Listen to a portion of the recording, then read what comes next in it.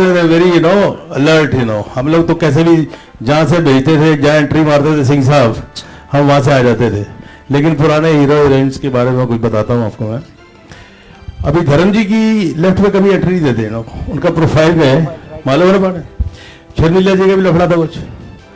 और संजीव कुमार, जब शर्मिला जी ने बोला यार मेरी राइट से एंट्री लो, शक्ति सामंत था प्रोड्यूसर डायरेक्टर, तो बोले क्यों, कहते मेरा लेफ्ट प्रोफाइल ठीक नहीं है। ओके, धर्म जी का उधर से हो गया। संजीव कुमार बोला यार मेरा तो सब कुछ फ्लैट है, किधर से भी ले लो यार। एनीवे, ये राइट बोल रहे हैं आपका। इसका जो लेफ्ट प्रोफाइल है ना, कमाल का है। काम खत्म होने से पहले ही सारे पैसे मिल गए मेरे को। ऐसा कभी होता नहीं है हमारी इंडस्ट्री में। डबिंग भी होने के बाद नहीं मिलते तो भी लव लेटर दे देते हैं। आजकल तो लव लेटर होता ही नहीं है। Anyway, it was a pleasure working with you, thank you very much. Singh साहब ने कभी डांटा ही नहीं मेरे को, पता नहीं कमाल है। मैं सोचा एक्टिंग पसंद नहीं आ रही है, और इसने I have seen him in dubbing also and he is done great job and while working also is very intense. तो मुझे भी इसका बाप का रोल करने के लिए बड़ी एक्टिंग की मेहनत करनी पड़ी वरना साड़ी खींचो, पल्लू खींचो, फाड़ डालो और ऑल दैट, फिर कुछ गालियां सुन लो, कुत्ते कमीने छोड़ दे मुझे, घर में माँ बहन नहीं है। और मेरा वही डायलॉग होता था, माँ बहन तो है लेकिन तू नहीं है जाने मन। पर इस पिक्चर में ऐसा कोई मौका नहीं मिला मुझे, और ये इसीलिए मुझे जर्मनी भी नहीं लेके गए। बोले जर्मनी जाकर क्या करोगे तुम। रंजीत सर, वैसे ये लड़की आप भूल गई, सच बोल दो अभी प्रेस के साथ। नहीं बिल्कुल नहीं। वैसे जब भी आपके बारे में पता चला था कि आप भी आ रहे हैं आज, तो एक ही चीज हमारे सबके मन में आती है, I think you know the बेटी बाप बनने की वजह से रोया ना। तो जैसे अभी आशुतोष जी ने बोला कि बचपन से देखते आ रहे कि रंजीता है तो rape, killing, kidnapping and all that चालू हो जाता था। उसमें कुछ नहीं था। तो इस पिक्चर में सबसे फ्रेश चीज यही है कि रंजीत ऐसा कोई काम नहीं करता है। एक जमाना था मैं हर पिक्चर में होता था, छोटा बड़ा रोल कुछ भी काम करने का शौक था। तो मेरे जितने भी एक्टर लोग थे सब दोस्त थे, मेरा कोई ग्रुप था नहीं। तो एक दिन डब्बू, संजीव कुमार, शत्रु नॉल बैठे हुए थे, बोले यार आज एक पिक्चर देखी, बहुत फ्रेश आइडिया है बोले क्या है, खुद उसमें रंजीत नहीं है। एक बार ऋषिदा ने मेरे को कहा था कि लोग रोएंगे, लड़कियां रोएंगी, ये उनके साथ काम किया था मैंने अच्छा बुरा पिक्चर में। और एक ये सिंह साहब की मेहरबानी से इमेज चेंज हो रही है। 50 साल से इमेज बना रहा था, इन्होंने मेरी इमेज चेंज कर दी। वैसे fan I am very fond of him and a fan rather, I see very few films. तो जैसे इन्होंने अभी कहा कि रंजीत को बचपन से देखा ही नहीं कामों में, तो देखिए हीरो का भी मकसद होता है हीरोइन को पाने का, और विलेन का भी वही मकसद है। अब हीरो तो गाने भी गाते हैं, दाढ़ियां भी रख लेते हैं, उसको इंप्रेस करने के लिए पता नहीं क्या क्या करते हैं। मैं आता हूं अपना शॉर्टकट मारता हूं और काम वही, और फिर मार खाने के लिए बाद में डुप्लीकेट वगैरह छोड़ देते हैं। बहुत जलते थे मेरे हीरो में से। बोले जब हमको हीरोइन मिलती है पिक्चर खत्म हो जाती है, सारी पिक्चर में मजा रंजीत ही लेता रहता है।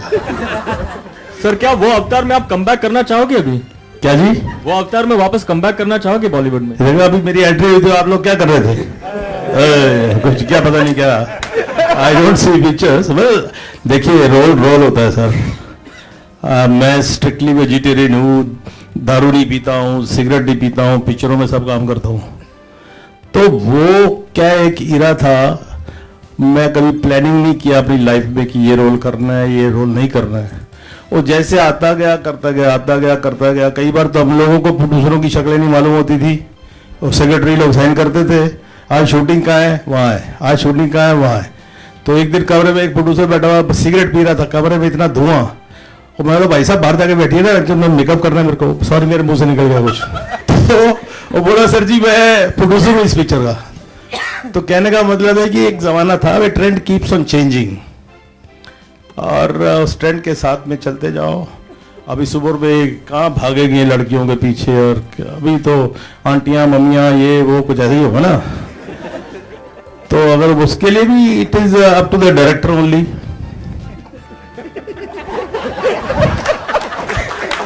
रंजीत सर अभी लाइफ में किस चीज से स्पार्क आता है? क्या लाइफ में क्या स्पार्क ऐसे हंसी खुशी के मौके होते हैं. Spark anything new happens around you, so life keeps on going. तो स्पार्क, अगर स्पार्क नहीं होगा तो फिर महसूस ही नहीं होगा कुछ. समझे नहीं? मैंने बताया ना ये सिंह साहब का, सॉरी नरेश जी का, कि पहली पिक्चर थी ऐसा स्पार्क मिला. रोल सुनने में जरूरत नहीं है, सारे पैसे पहले ही दे दिए इन्होंने. अब कौन रोल सुने, क्या सुनना है यार. और एक्टिंग तो आती नहीं, कोई स्कूल में गए नहीं, सारी जिंदगी वही किया, ब्लाउज फाड़े, सारी खिंचियां, कुत्ते कमीने, तेरे घर में माँ बहन नहीं है, वही गालियां. और फिर वो काटती थी लड़की हमको अपना हाथ छुड़ाने के लिए, वो काटती थी, छोड़ दे मेरे को. तो हम बड़े कूल काटो जाने मन, जितना काटोगी मेरे करीब आओगी, दूर से तो काट नहीं सकती हो तुम.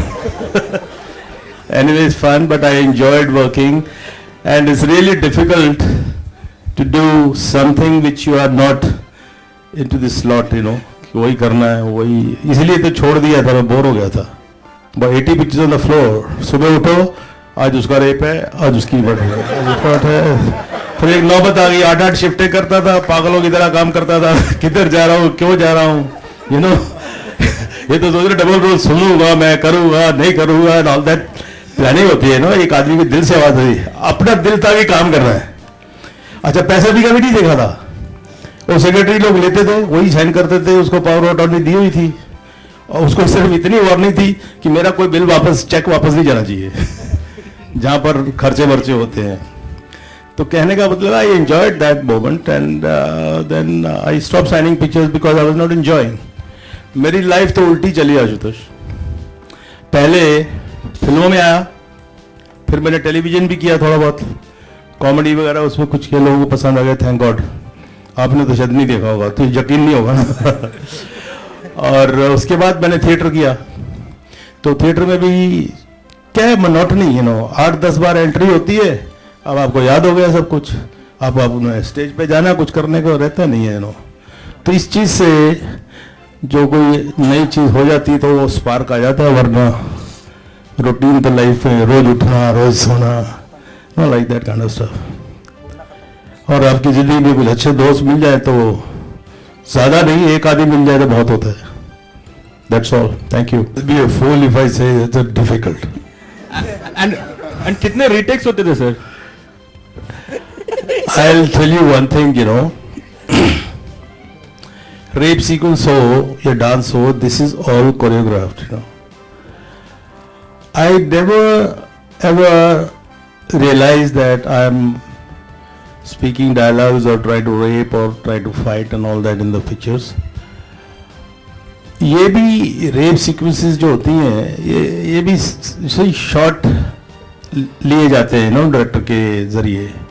और चूंकि जैसे मैंने अपनी तारीफ खुद की है, ये तो लड़का आपने बोला ना, इन्होंने सिंह साहब ने, बड़ा हैंडसम लड़का मेरे को चाहिए था, तो माँ पर गया है, यू नो, इसलिए शक मत कीजिए.